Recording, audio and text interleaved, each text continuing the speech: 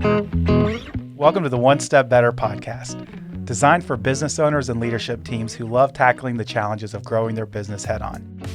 Each week, we discuss the problems, triumphs, and day-to-day experiences we are facing as business leaders. Let's jump right in. Hey everybody, welcome back to the One Step Better podcast. We're here today with a special guest, Micah Thor from Tech Guru up in Minneapolis, as well as Matt Patrick from Works. How's it going, man? How are you? I'm doing well. We're going to talk today about a really important topic that a lot of people need to be aware of if they're not already aware of. It's super, super important, and that is cybersecurity, specifically or especially with the move to having remote employees. And so, Micah, thanks for joining us today. We're really, really excited to hear some of your expertise as we get into the topic today. My pleasure. Thanks for having me on the podcast. So, Micah, tell us a little bit about who Tech Guru is, how you guys got started, and what type of customers you serve. Yeah, so Tech Guru is 100% focused on delivering IT services to accounting firms all over the country. We really focus on three pillars of our service offering, which is strategy, security, and support. So we first come in and help the organization understand what is it they're trying to accomplish from a business perspective, and then we align technology solutions around that, as well as, of course, security solutions, and then we provide ongoing support for that, just like an IT department would. Yeah, so what made you specialize in the accounting field? Glutton for punishment. Yeah, I was like, that's the same reason why I chose to be an accountant, no doubt. So we work with some consultants to vet a bunch of different industries. And actually, funny enough, we originally started with dentistry.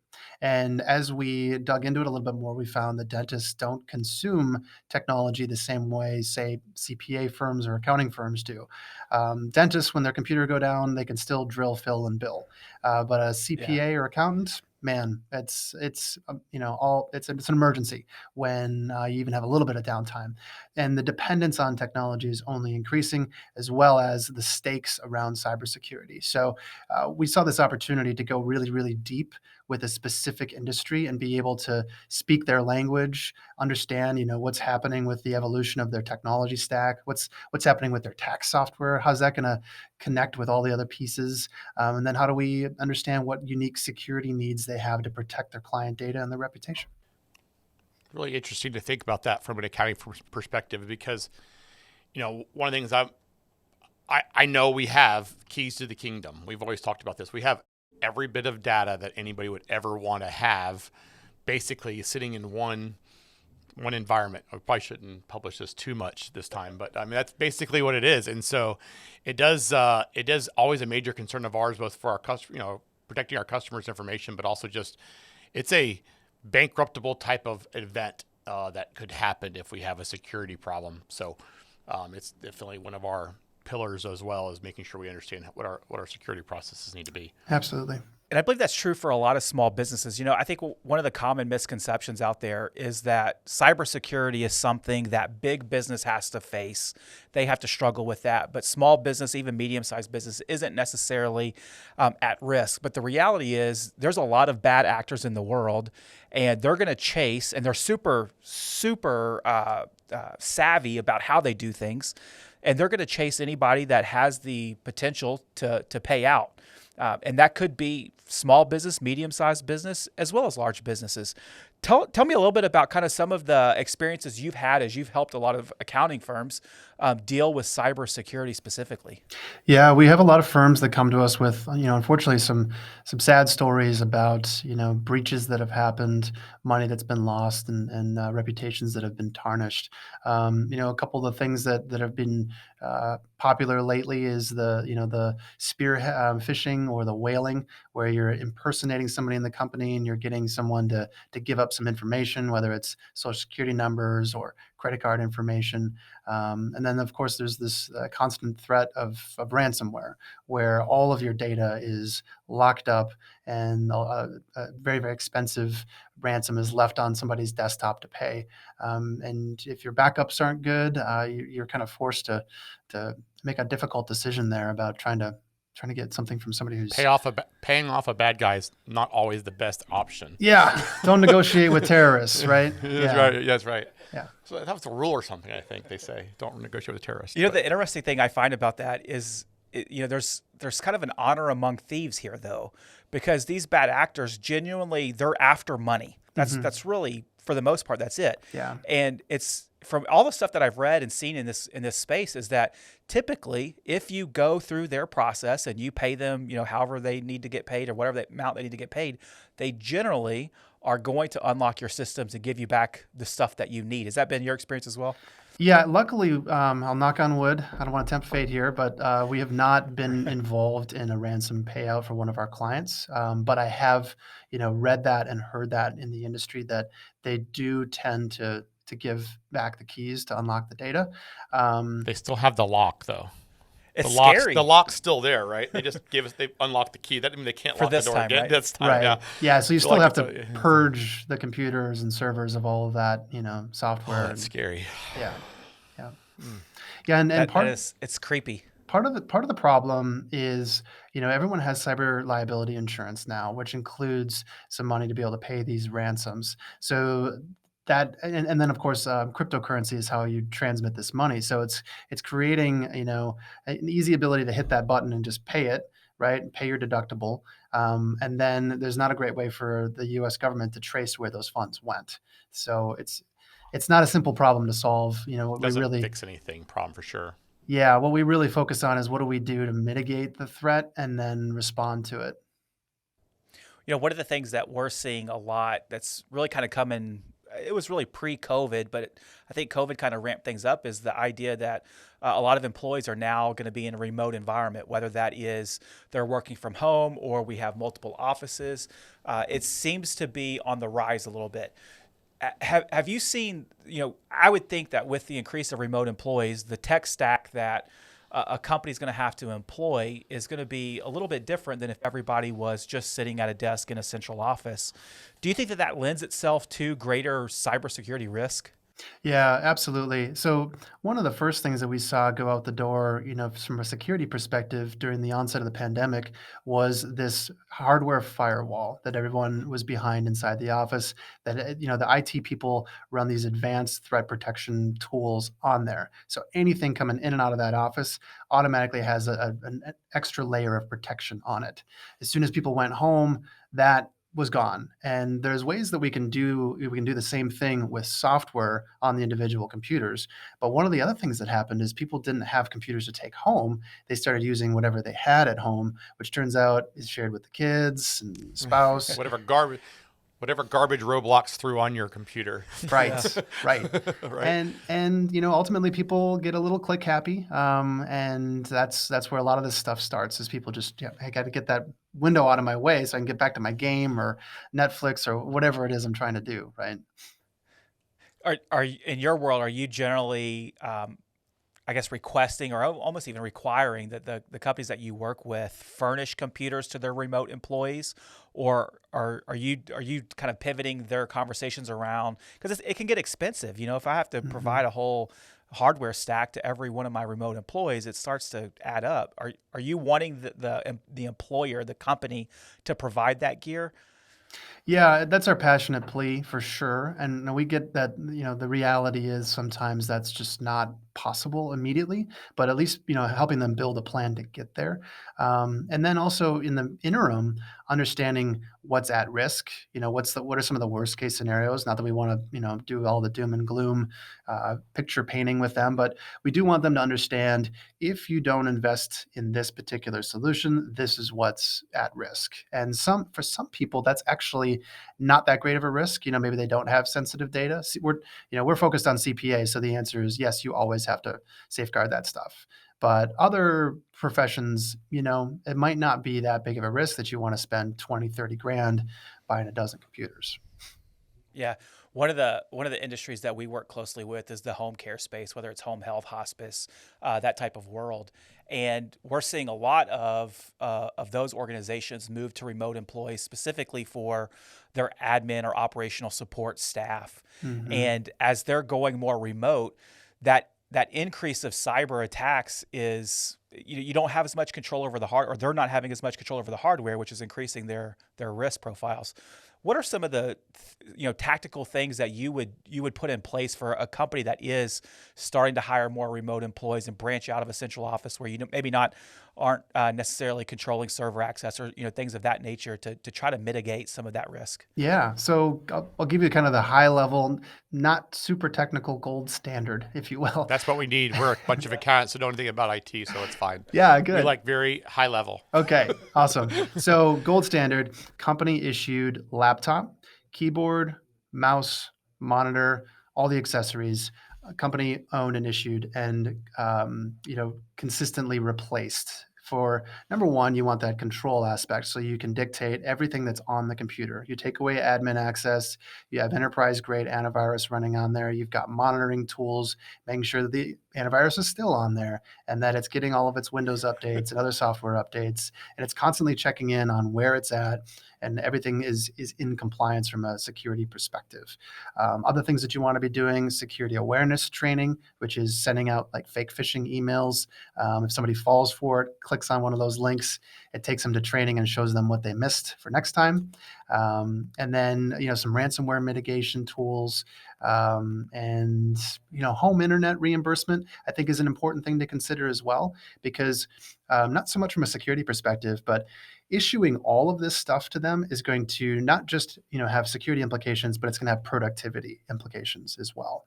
And so when people show up with bring your own device, it might be a tiny laptop with a little trackpad that's 5 years old, and they don't necessarily even realize that there's something better out there. But as an employer, hey, especially as a CPA firm, right? I need them to have as much monitor space as possible, definitely a 10 key and a mouse, because that's what they're going to be doing all day long, is mousing and 10 keying. So to have them switch to a laptop without a 10 key, it's going to cost you tens of thousands of dollars over time, right? Yeah.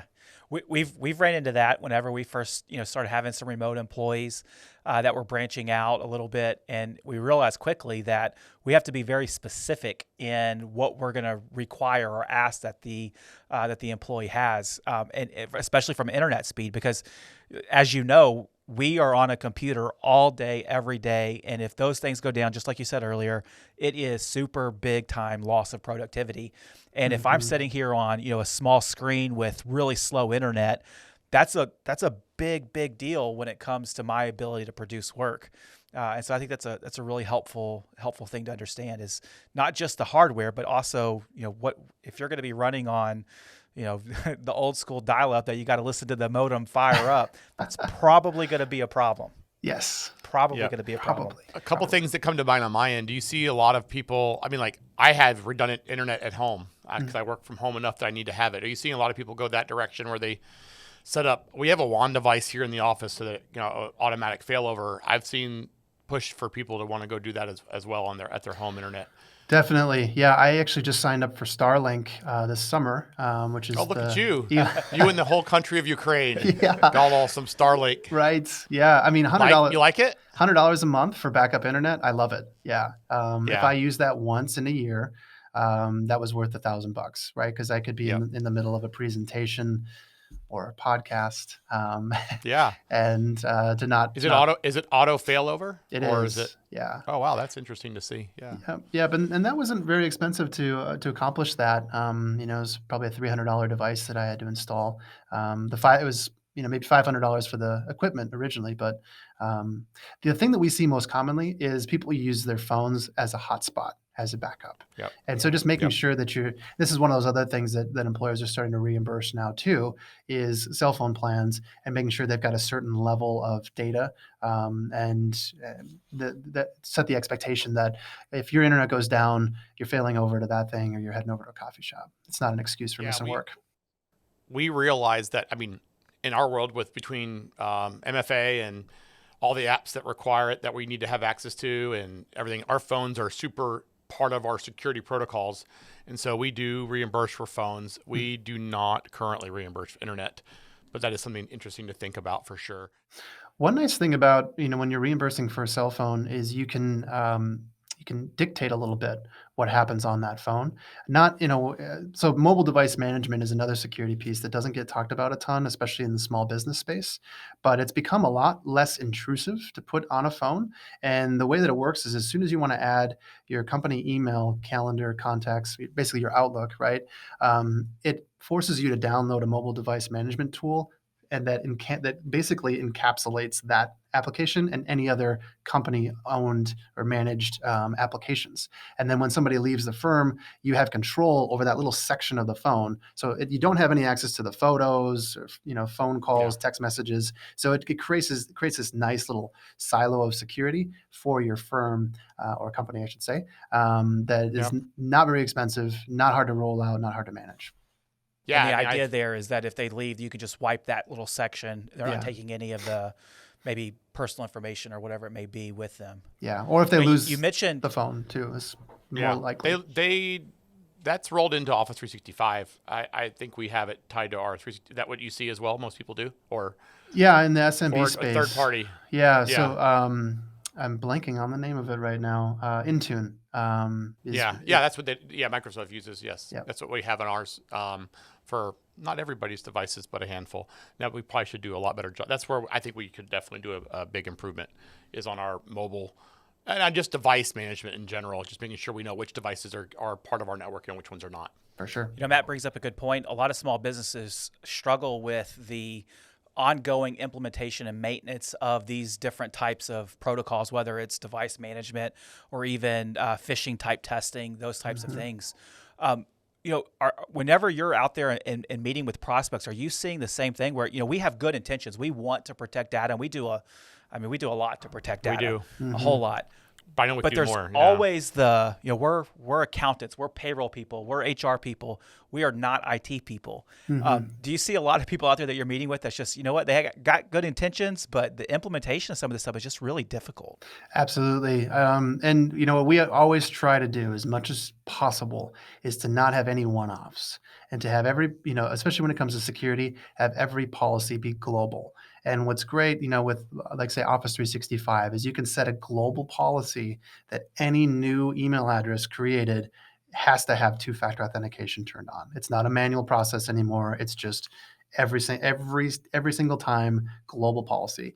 You can do the same thing with mobile device management. Anytime somebody wants to add Outlook to their iPhone, it stops it and says you have to put Intune in first, and then you can download it. That's interesting. That's really interesting. You mentioned earlier the security awareness training. It's been my experience that most cyber attacks that actually intrude into an organization is from somebody at some point clicking a button that they should not have clicked. What are some of the things that you guys do to try to prevent those types of things from happening? Yeah, the best thing that we have right now is education, really. Antivirus, I tell this story a lot when I do talks, but rewind 5-10 years ago, all you needed to do to secure your computer was put antivirus on it, right? And worst case scenario, one person got a virus, couldn't get it off, and we had to rebuild the computer, and one person was down, right? It wasn't like it is now where somebody gets a virus, it takes out the whole network or worse, right? Yeah. So the stakes dramatically changed. And antivirus is actually still really good. It's still really important. We still do it every single time. It's a lock on the door, if you will. And so it's going to deter a lot of things from getting in. But every day, every second of every day, somebody's coming up with a new lockpick, if you will, and things will get by. And they're getting smarter and smarter, and then their English is getting better and better. So it used to be easy. Right. Used to be easy to spot these emails, right? But the best thing we have is testing and training on an ongoing basis because the threats evolve every single day. I think I know who your vendor is. Do you guys do an internal training there, or do you guys use a third-party vendor for a lot of that? We use somebody, but I just make sure that's the same person, I guess. Yeah, KnowBe4. We're using KnowBe4 is who we use. They do a great job of implementing it across our firm. We, obviously through Tech Guru, we could use that as well. We were outside of Tech Guru's umbrella when we signed up. So it's always fun to send out those test emails to our employees to see. exactly who's going to click on what, if they are going to click on anything, and how they get reported. Is there a demographic? It's interesting. Is there a demographic test there? Yes, anecdotally, we do find that our older employees are more likely to click, and our newer employees are more likely to click. Yeah. Especially when it comes to whaling. If they see something come from, hey, Matt Patrick needs you to send me your social security number. There's an inherent, I feel like I need to do that because my boss is telling me to do it. Yeah. And you could get yourself into some real trouble. I've heard trouble with that. One of the ways that we kind of mitigate some of that is that we've told all of our employees that no internal communication happens via email anymore. We use third-party messaging through Slack, and all internal messages come through Slack just to avoid if you get a suspicious email or even an email from somebody internally that's not, a client forward or something of that nature, you can just automatically know it's not legit because it's not coming through. Yeah, we did today. I did invite somebody to a new piece of software. The only way to do it is through email. And always afterwards, I have to go, hey, this is a legit email that I'm sending you. It's an activation email for this purpose. That's a good email. But if not, I'm glad they're asking the question. Yeah. I'm sure you've heard the stories too. I mean, I've had them too. There's a lot of, I'll say tax fraud through phishing that initiates into tax filing software, be it the tax preparation software, whatever. There's a bunch of firms I know in my own community that have been hit. I'm assuming you've seen that as well. You see a lot of that with identity theft pins and stuff over the last few years arising out of just bad apples have figured out that this is a wealth of information. Yeah. CPA firms have been a target I think more recently than 10 years ago or so, because the value of the information and the accessibility of it has changed and increased. Before the internet, or even in the beginning of the internet, we didn't have issues like this because the only way to get a virus on a computer was for somebody to plug in a floppy disk that had it on there from someone who manually put it there and stuck it in. So these were things that big corporations had to worry about, but definitely not small businesses. Our issues and concerns were around uptime, and that these things had terrible uptime. You had to reboot your computer all the time. So it's the old blue screen of death. Yeah. So we're kind of dealing with a similar thing there. If you're doing it right. So here's the silver lining, I guess, is if you're doing your security right, your security is part of the equation. The other part is your response. What we tell people is with ransomware, you need to have the perspective of it's not an if, but a when. As scary as that sounds, if you plan to get it, you will know what your action plan is when it happens. And that action plan is really, you're going to recover from backups. And you want to understand what your downtime is going to look like during that period of recovery. So a lot of people, look at their backups and they'll say, okay, I know that we're backing everything up. But the question you really also need to ask is, how long until I'm back at 100% productivity? I'm assuming we've already talked about this a little bit offline. There's a big push, obviously, to move off of server-based software, get to more SaaS-based platforms. That risk doesn't necessarily go away when the server goes away. Right. I think that's something to make sure people are aware of. There's still the login, the password theft, password redundancy that we all have. Yeah. What are some as I'm assuming a lot of firms that you're working with are trying to. Everybody has this magic, the magic heaven that they imagine it would be no more server. Yeah. But the reality of it is we're not there yet for most firms. Right. What are some of the things you're seeing there with regards to security, making sure I'm assuming that's a lot of MFA at every site you're going to that needs to have it Yeah, so I coined a term a few years ago, and I'm still convinced that this is my term, so I'm going to keep using it until somebody says I can't. Don't keep all your cloud in one basket. And the idea there is, how can we do cloud-to-cloud backups for things like Office 365? My wife is a scientist, and she's grown up with Gmail. Or she was kind of late to the email game. I had Outlook Express back in the days. Hotmail? Yeah. Hotmail? Yeah. Outlook Express. Juno? Yeah, but she has grown up in a world where Gmail is as constant as the rising sun.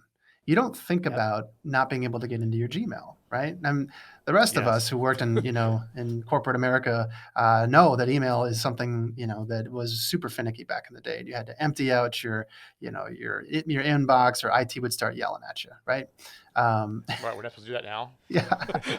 Yeah, yeah. But my point in telling the story is that just because it hasn't ever not worked doesn't mean it's impossible that it would happen.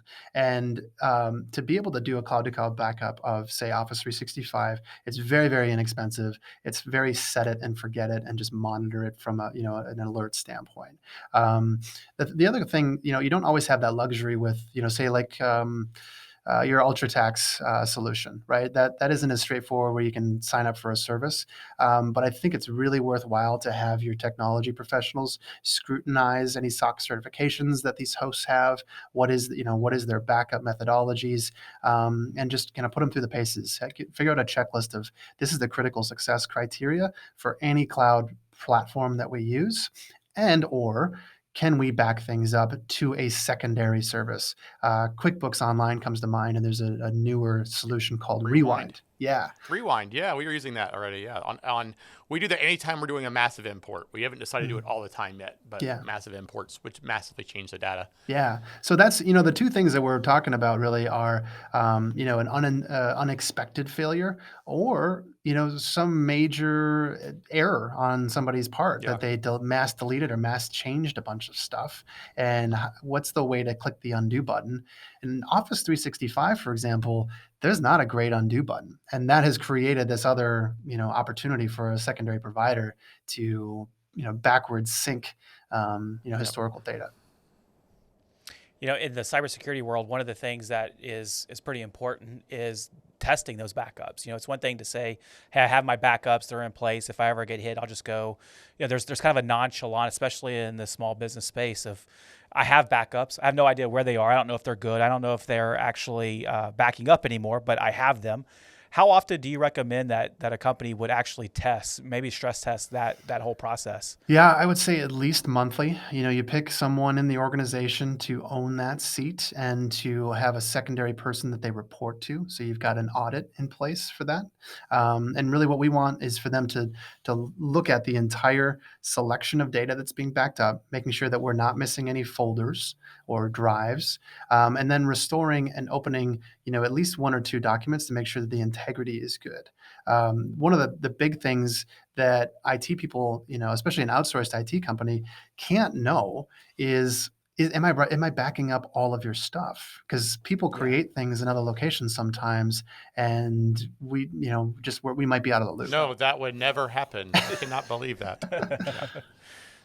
Yeah, that's interesting. Very true. It's, that is, as my firm's grown, I keep going back to this whole thing of going, when I got into an accounting firm, I knew how to do tax returns. And from almost day one, I had to set up my own little mini network. I was way over my skis really fast.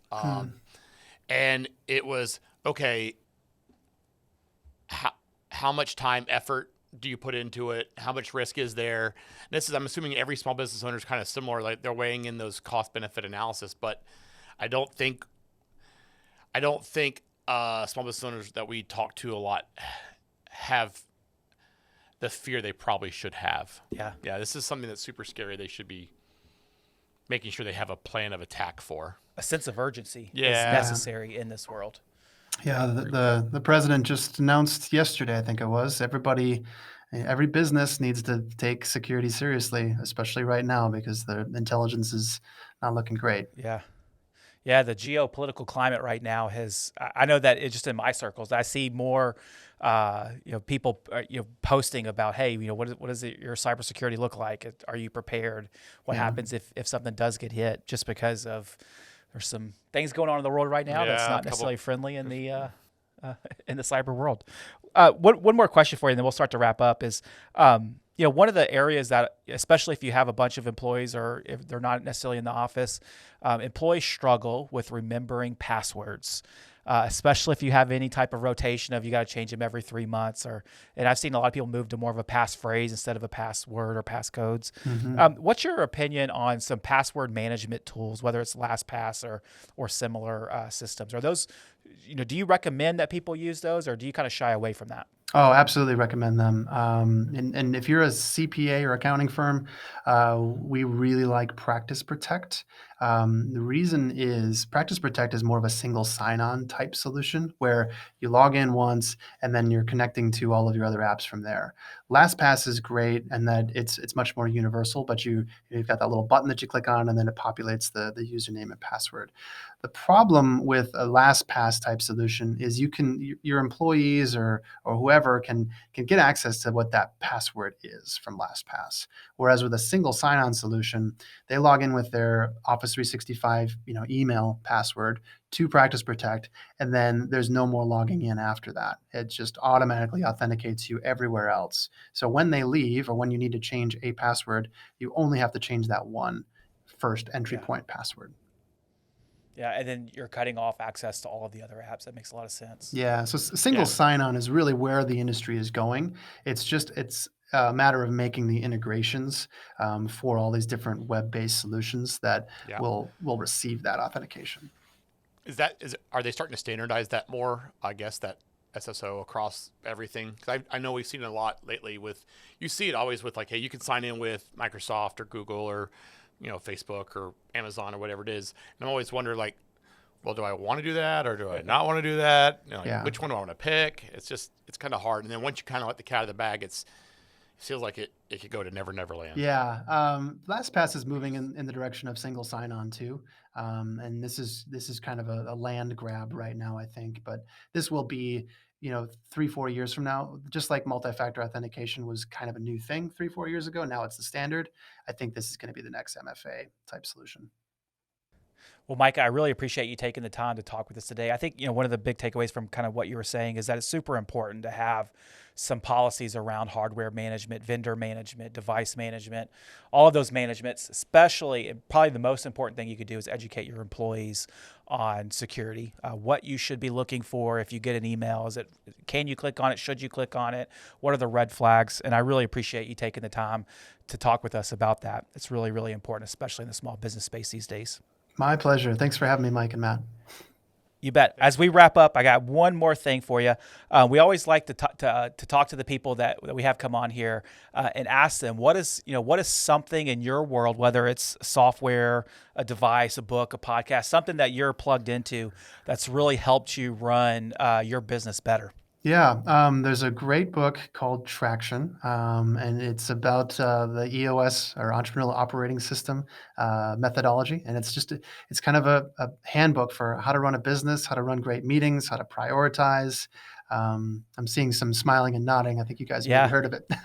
Yep. We may have just went through it. I believe it's chapter 14 that talks about having a great accountant. Yeah. I think it's chapter 14. No, Should be chapter 1. just say. It should be Yeah, chapter that's 1. right. I mean, right. Well, right after a good IT provider. That's right. Right. That's right. Yes. Managed care provider. Absolutely. Same chapter, Traction's a maybe. good one. Traction's fantastic. I love it. We started with scaling up, and we've actually moved over to EOS recently, and I think it's something that we're going to keep going down this path. It allows us to really get put a nice system around everything we're doing from running our business, which I'm really excited about. Awesome. Yeah, it's been transformational for us. We've been at it for about almost 10 years, so That's awesome. That's awesome. still getting value out of it too. That's great. That's great. Well, Micah, again, thank you for your time today. I really enjoyed getting to talk with you, and I hope you have a great day. Thanks. You too. Thanks for listening to the One Step Better podcast. We really appreciate you taking time out of your day to listen to us. I'd really appreciate it if you would take some time to rate us 5 stars on your podcast player of choice and make sure that you subscribe to our YouTube channel so that you never miss out on another episode.